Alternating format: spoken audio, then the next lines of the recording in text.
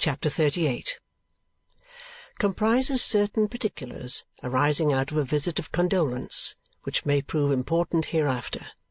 Smike unexpectedly encounters a very old friend who invites him to his house and will take no denial. Quite unconscious of the demonstrations of their amorous neighbour or their effects upon the susceptible bosom of her mamma, Kate Nickleby had by this time begun to enjoy a settled feeling of tranquillity and happiness, to which even in occasional and transitory glimpses she had long been a stranger. Living under the same roof with the beloved brother from whom she had been so suddenly and hardly separated, with a mind at ease and free from any persecutions which could call a blush into her cheek or a pang into her heart, she seemed to have passed into a new state of being. Her former cheerfulness was restored, her step regained its elasticity and lightness, the colour which had forsaken her cheek visited it once again, and Kate Nickleby looked more beautiful than ever. Such was the result to which Miss La Creevy's ruminations and observations led her, when the cottage had been, as she emphatically said, thoroughly got to rights, from the chimney-pots to the street-door scraper, and the busy little woman had at length a moment's time to think about its inmates. "Which I declare I haven't had since I first came down here," said Miss La Creevy, "for I have thought of nothing but hammers, nails, screwdrivers, and gimlets, morning, noon, and night." "You never bestowed one thought upon yourself, I believe," returned Kate, smiling. "Upon my word, my dear, when there are so many pleasanter things to think of, I should be a goose if I did," said Miss La Creevy. "By the by, I have thought of somebody too. Do you know that I observe a great change in one of this family? A very extraordinary change." "In whom?" asked Kate anxiously. "Not in—" "Not in your brother, my dear," returned Miss La Creevy, anticipating the close of the sentence, "for he is always the same affectionate, good-natured, clever creature, with a spice of the I won't say who in him when there's any occasion, that he was when I first knew you. No, Smike, as he will be called, poor fellow, for he won't hear of a Mister before his name is greatly altered, even in this short time." "How?" asked Kate. "Not in health?" No, perhaps not in health exactly," said Miss La Creevy, pausing to consider, "although he is a worn and feeble creature, and has that in his face which would wring my heart to see in yours. No, not in health." "How then?" "I scarcely know," said the miniature painter, "but I've watched him, and he has brought the tears into my eyes many times. It is not a very difficult matter to do that, certainly, for I am easily melted. Still, I think these came with good cause and reason. I am sure that since he has been here, he has grown, from some strong cause, more conscious of his weak intellect. He feels it more.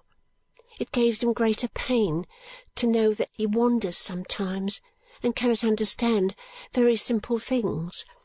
I have watched him, when you have not been by, my dear, sit brooding by himself, with such a look of pain as I could scarcely bear to see, and then get up and leave the room, so sorrowfully and in such dejection that I cannot tell you how it has hurt me. Not 3 weeks ago he was a light-hearted, busy creature, overjoyed to be in a bustle and as happy as the day was long. Now he is another being, the same willing, harmless, faithful, loving creature, but the same and nothing else." "Surely this will all pass off," said Kate. "Poor fellow!" "I hope," returned her little friend, with a gravity very unusual in her, "it may. I hope, for the sake of that poor lad, it may. However," said Miss La Creevy, relapsing into the cheerful chattering tone which was habitual to her, "I have said my say, And a very long say it is, and a very wrong say too, I shouldn't wonder at all. I shall cheer him up to-night at all events, for if he is to be my squire all the way to the Strand, I shall talk on and on and on and never leave off till I have roused him into a laugh at something. So the sooner he goes, the better for him, and the sooner I go, the better for me, I'm sure, or else I shall have my maid gallivanting with somebody who may rob the house, though what there is to take away besides tables and chairs I don't know, except the miniatures, and he is a clever thief who can dispose of them to any great advantage, for I can't, I know, and that's the honest truth." So saying, little Miss La Creevy hid her face in a very flat bonnet and herself in a very big shawl, and fixing herself tightly into the latter by means of a large pin, declared that the omnibus might come as soon as it pleased, for she was quite ready. But there was still Mrs. Nickleby to take leave of, and long before that good lady had concluded some reminiscences bearing upon and appropriate to the occasion, the omnibus arrived.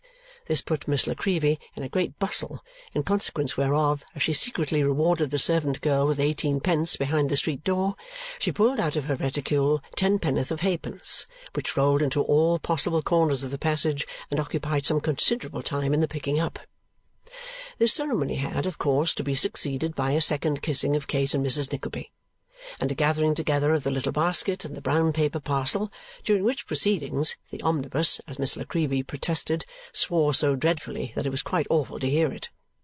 At length and at last it made a feint of going away, and then Miss La Creevy darted out and darted in, apologizing with great volubility to all the passengers and declaring that she wouldn't purposely have kept them waiting on any account whatever. While she was looking about for a convenient seat, the conductor pushed Smike in and cried that it was all right, though it wasn't, and away went the huge vehicle with the noise of 6 brewers' drays at least.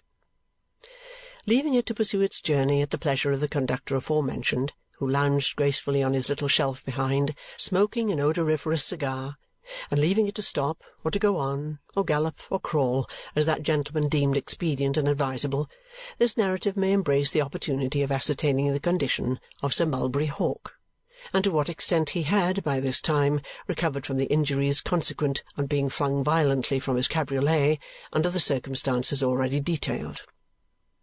With a shattered limb, a body severely bruised, a face disfigured by half-healed scars, and pallid from the exhaustion of recent pain and fever, Sir Mulberry Hawk lay stretched upon his back on the couch to which he was doomed to be a prisoner for some weeks yet to come.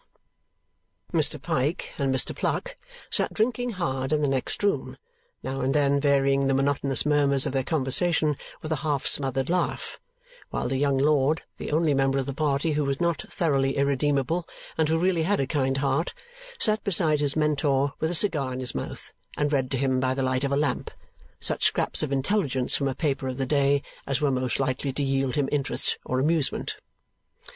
"Curse those hounds!" said the invalid, turning his head impatiently towards the adjoining room. "Will nothing stop their infernal throats!" Messrs. Pike and Pluck heard the exclamation and stopped immediately, winking to each other as they did so, and filling their glasses to the brim, as some recompense for the deprivation of speech. "Damn!" muttered the sick man between his teeth and writhing impatiently in his bed. "Isn't this mattress hard enough, and the room dull enough, and pain bad enough, but they must torture me? What's the time?" 8:30, replied his friend. "Here, draw the table nearer, and let us have the cards again," said Sir Mulberry. "More piquet? Come." It was curious to see how eagerly the sick man, debarred from any change of position save the mere turning of his head from side to side, watched every motion of his friend in the progress of the game, and with what eagerness and interest he played, and yet how warily and coolly. His address and skill were more than 20 times a match for his adversary, who could make little head against them, even when fortune favoured him with good cards, which was not often the case. Sir Mulberry won every game, and when his companion threw down the cards and refused to play any longer, thrust forth his wasted arm and caught up the stakes with a boastful oath, and the same hoarse laugh, though considerably lowered in tone, that had resounded in Ralph Nickleby's dining-room months before. While he was thus occupied, his man appeared to announce that Mr. Ralph Nickleby was below and wished to know how he was to-night. "Better," said Sir Mulberry impatiently. "Mr. Nickleby wishes to know, sir." "I tell you, better," replied Sir Mulberry, striking his hand upon the table. The man hesitated for a moment or two, and then said that Mr. Nickleby had requested permission to see Sir Mulberry Hawk if it was not inconvenient. "It is inconvenient. I can't see him. I can't see anybody," said his master, more violently than before. "You know that, you blockhead." "I am very sorry, sir," returned the man, "but Mr. Nickleby pressed so much, sir." The fact was that Ralph Nickleby had bribed the man, who, being anxious to earn his money with a view to future favours, held the door in his hand and ventured to linger still. "Did he say whether he had any business to speak about?" inquired Sir Mulberry after a little impatient consideration. "No, sir. He said he wished to see you, sir. Particularly Mr. Nickleby said, sir." "Tell him to come up here," cried Sir Mulberry, calling the man back as he passed his hand over his disfigured face. "Move that lamp and put it on the stand behind me. Wheel that table away and place a chair there, further off. Leave it so." The man obeyed these directions as if he quite comprehended the motive with which they were dictated, and left the room. Lord Frederick Verisopht, remarking that he would look in presently, strolled into the adjoining apartment and closed the folding door behind him. Then was heard a subdued footstep on the stairs, and Ralph Nickleby, hat in hand, crept softly into the room with his body bent forward as if in profound respect, and his eyes fixed upon the face of his worthy client. "Well, Nickleby," said Sir Mulberry, motioning him to the chair by the couch side and waving his hand in assumed carelessness, "I have had a bad accident, you see." "I see," rejoined Ralph with the same steady gaze. "Bad indeed. I should not have known you, Sir Mulberry. Dear, dear, this is bad." Ralph's manner was one of profound humility and respect, and the low tone of voice was that which the gentlest consideration for a sick man would have taught a visitor to assume. But the expression of his face, Sir Mulberry's being averted, was an extraordinary contrast, and as he stood in his usual attitude, calmly looking on the prostrate form before him, all that part of his features which was not cast into shadow by his protruding and contracted brows wore the impress of a sarcastic smile. "Sit down," said Sir Mulberry, turning towards him as though by a violent effort. "Am I a sight that you stand gazing there?" As he turned his face, Ralph recoiled a step or two, and making as though he were irresistibly impelled to express astonishment, but was determined not to do so, sat down with well-acted confusion.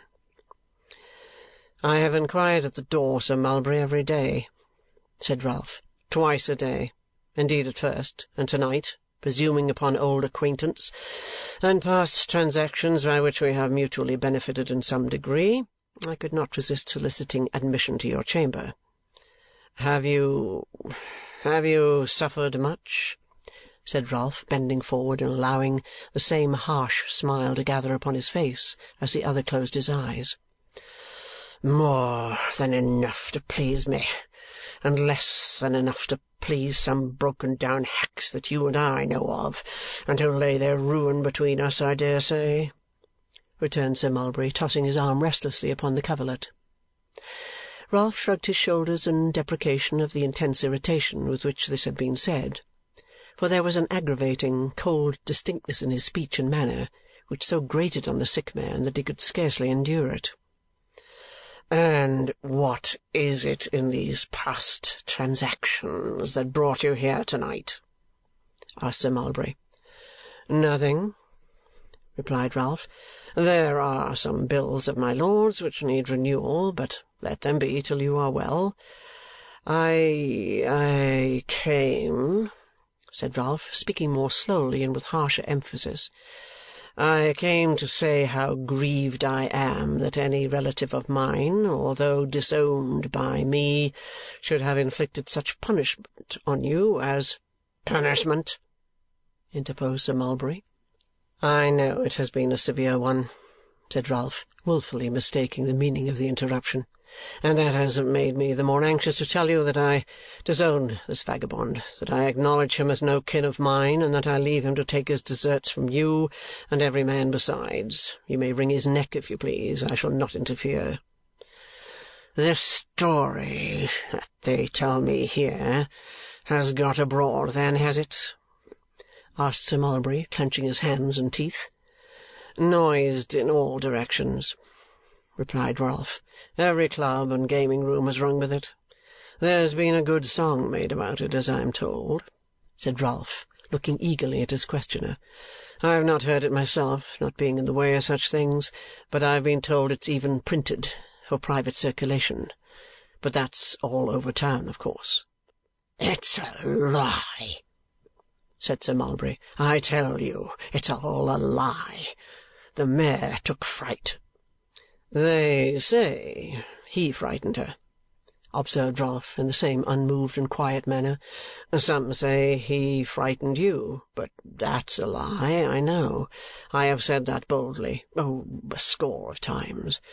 I am a peaceable man, but I can't hear folks tell that of you. No, no."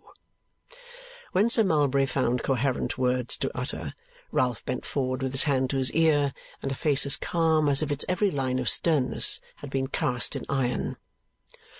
"When I am off this cursed bed," said the invalid, actually striking at his broken leg in the ecstasy of his passion, "I'll have such revenge as never man had yet. By God, I will! Accident favouring him, he has marked me for a week or two, but I'll put a mark on him that he shall carry to his grave. I'll slit his nose and ears, flog him, maim him for life. I'll do more than that. I'll drag that pattern of chastity, that pink of prudery, the delicate sister through—" It might have been that even Ralph's cold blood tingled in his cheeks at that moment. It might have been that Sir Mulberry remembered that, knave and usurer as he was, he must in some early time of infancy have twined his arm about her father's neck. He stopped, and menacing with his hand, confirmed the unuttered threat with a tremendous oath.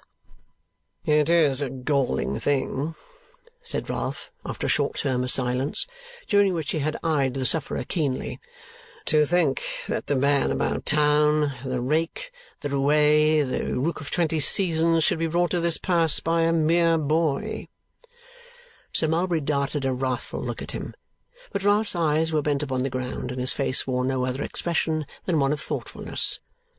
"A raw, slight stripling," continued Ralph, "against a man whose very weight might crush him, to say nothing of his skill in— I am right, I think?" said Ralph, raising his eyes. "You were a patron of the ring once, were you not?" The sick man made an impatient gesture, which Ralph chose to consider as one of acquiescence. "Ha!" he said. "I thought so.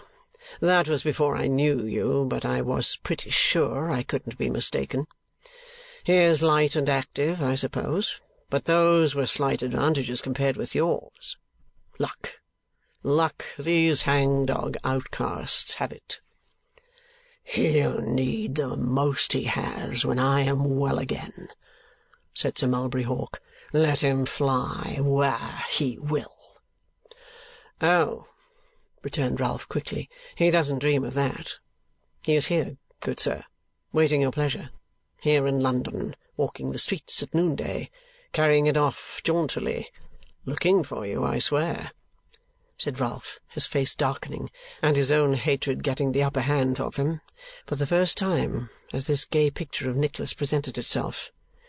"If we were only citizens of a country where it could be safely done, I'd give good money to have him stabbed to the heart and rolled into the kennel for the dogs to tear." As Ralph, somewhat to the surprise of his old client, vented this little piece of sound family feeling and took up his hat preparatory to departing, Lord Frederick Verisopht looked in. "Why, what in the devil's name, Hawk, have you and Nickleby been talking about?" said the young man. "I never heard such an insufferable riot. Croak, croak, croak, bow, wow, wow. What has it all been about?" "Sir Mulberry has been angry, my lord," said Ralph, looking towards the couch. "Not about money, I hope? Nothing has gone wrong in business, has it, Nickleby?" "No, my lord, no," returned Ralph. "On that point we always agree. Sir Mulberry has been calling to mind the cause of—" There was neither necessity nor opportunity for Ralph to proceed, for Sir Mulberry took up the theme and vented his threats and oaths against Nicholas almost as ferociously as before.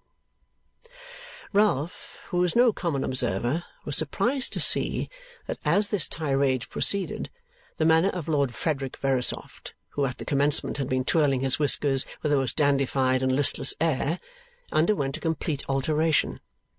He was still more surprised when, Sir Mulberry ceasing to speak, the young lord angrily and almost unaffectedly requested never to have the subject renewed in his presence. "Mind that, Hawk," he added with unusual energy. "I never will be a party to, or permit, if I can help it, a cowardly attack upon this young fellow." "Cowardly?" interrupted his friend. "Yes," said the other, turning full upon him. "If you had told him who you were, if you had given him your card and found out afterwards that his station or character prevented your fighting him, it would have been bad enough then. Upon my soul, it would have been bad enough then. As it is, you did wrong. I did wrong too, not to interfere, and I am sorry for it.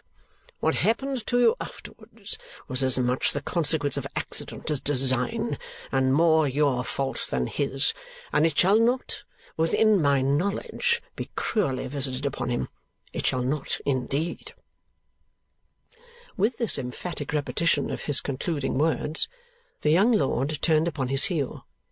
But before he had reached the adjoining room, he turned back again and said with even greater vehemence than he had displayed before, "I do believe now, upon my honour I do believe, that the sister is as virtuous and modest a young lady as she is a handsome one. And of the brother I say this, that he acted as her brother should, and in a manly and spirited manner, and I only wish with all my heart and soul that any one of us came out of this matter half as well as he does." So saying, Lord Frederick Verisopht walked out of the room, leaving Ralph Nickleby and Sir Mulberry in most unpleasant astonishment. "Is this your pupil?" asked Ralph softly. "Or has he come fresh from some country parson?"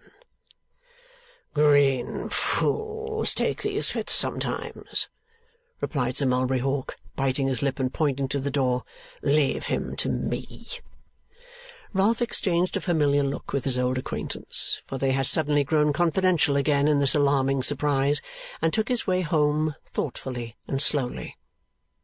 While these things were being said and done, and long before they were concluded, the omnibus had disgorged Miss La Creevy and her escort, and they had arrived at her own door. Now, the good nature of the little miniature painter would by no means allow of Smike's walking back again until he had been previously refreshed with just a sip of something comfortable and a mixed biscuit or so.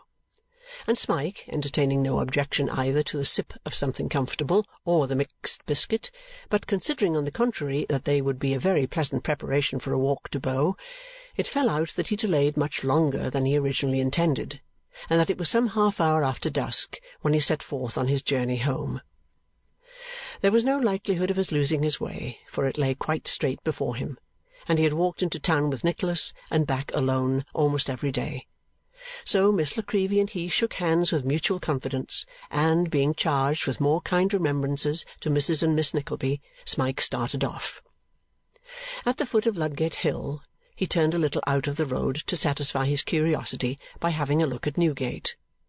After staring up at the sombre walls on the opposite side of the way with great care and dread for some minutes, he turned back again into the old track and walked briskly through the city, stopping now and then to gaze in at the window of some particularly attractive shop, then running for a little way, then stopping again, and so on, as any other country lad might do.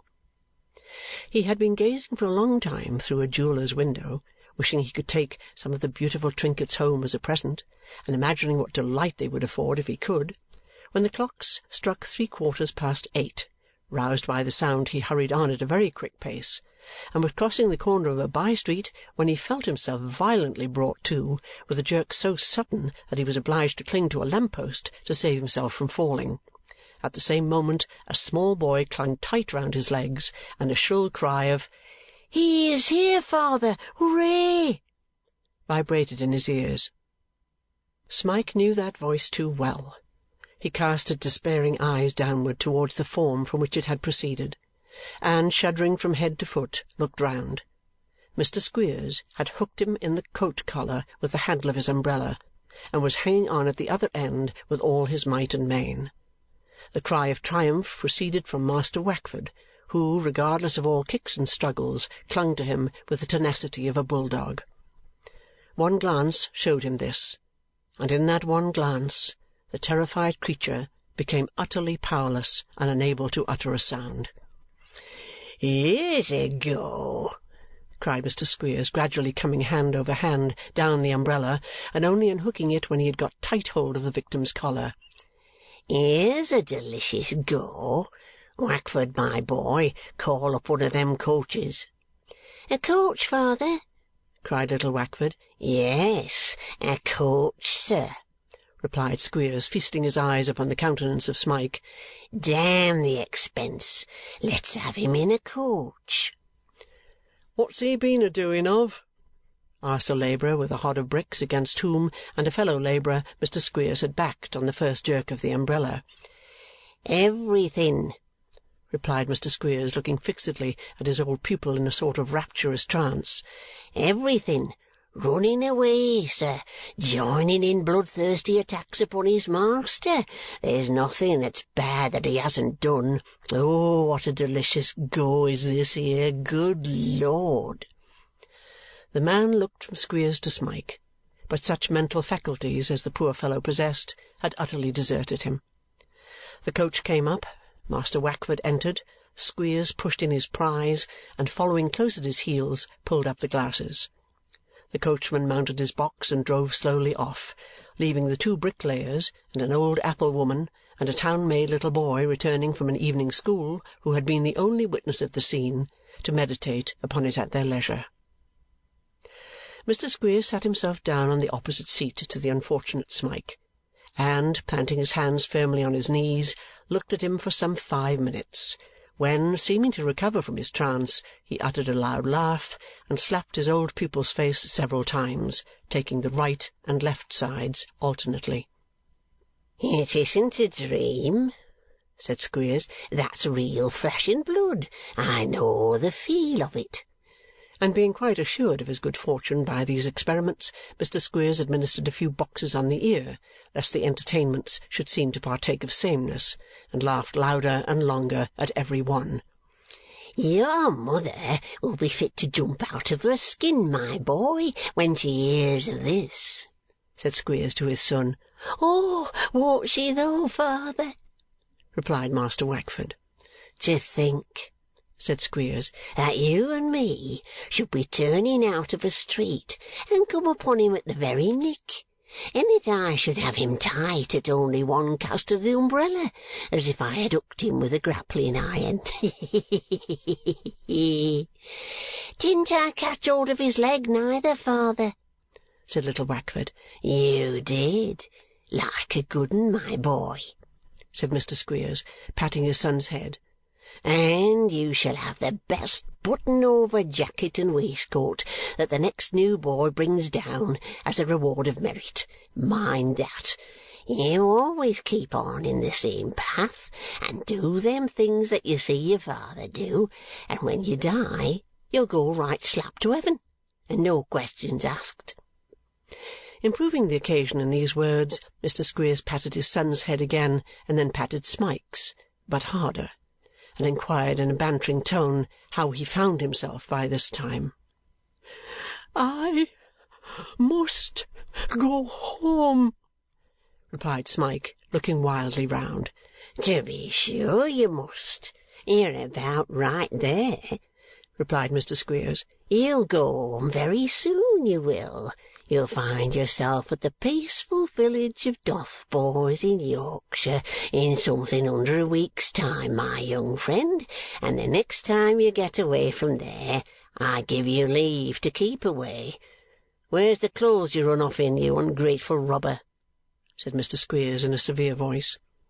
Smike glanced at the neat attire which the care of Nicholas had provided for him, and wrung his hands.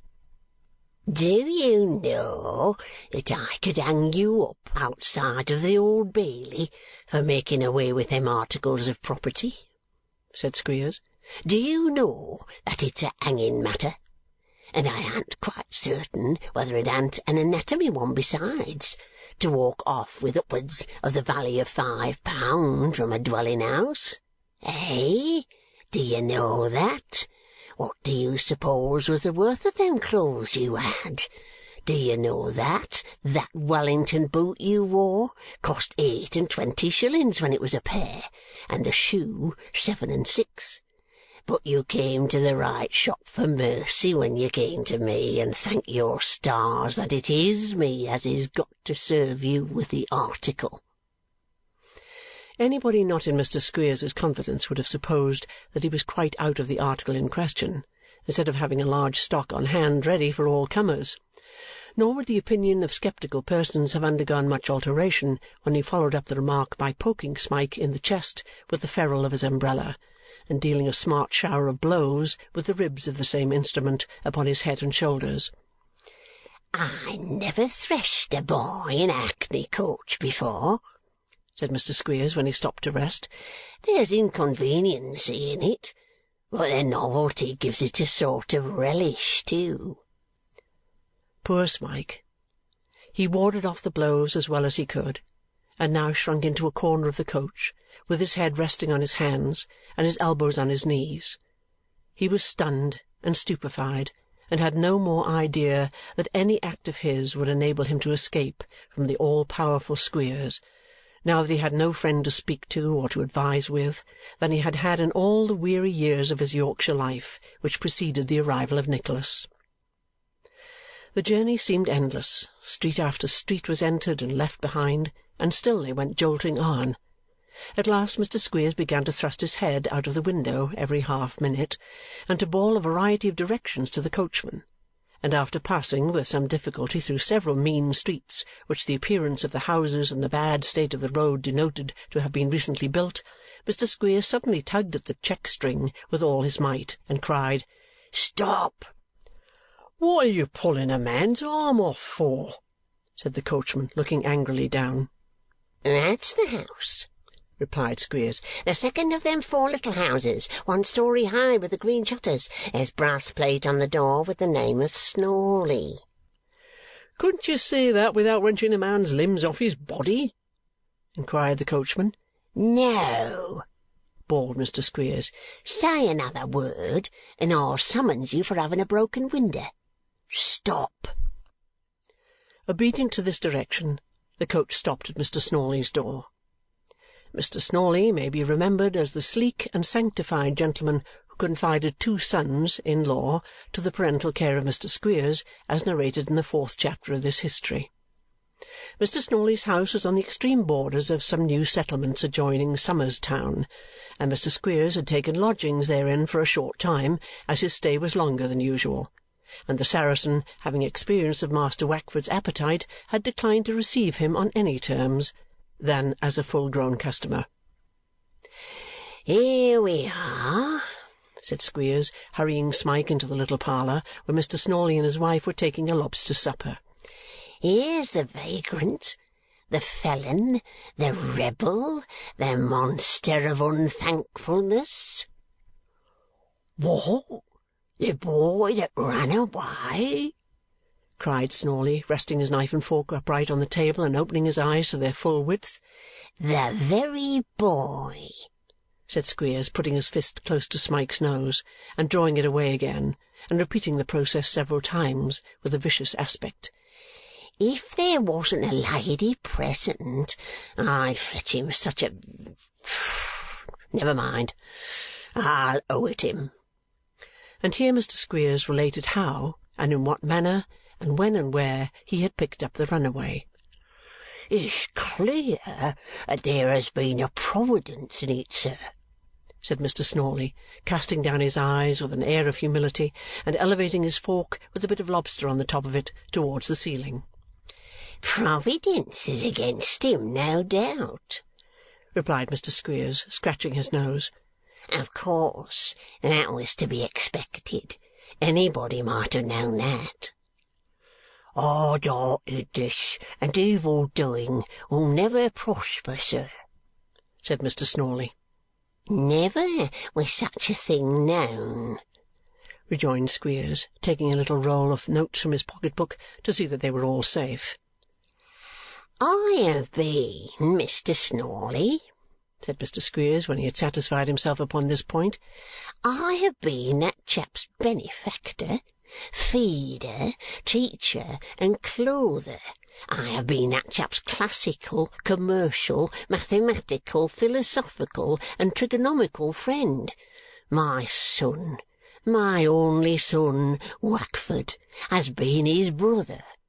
Mrs. Squeers has been his mother, grandmother, aunt, and I may say uncle too, all in one.